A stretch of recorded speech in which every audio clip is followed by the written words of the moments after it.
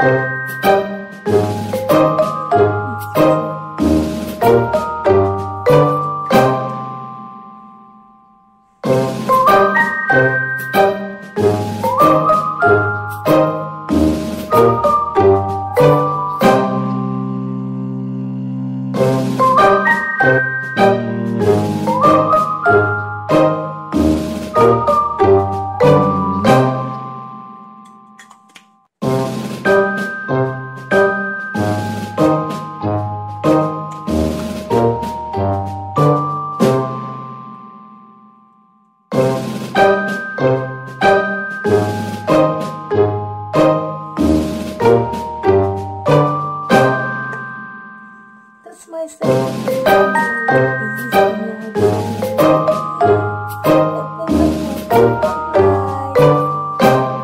click the notification and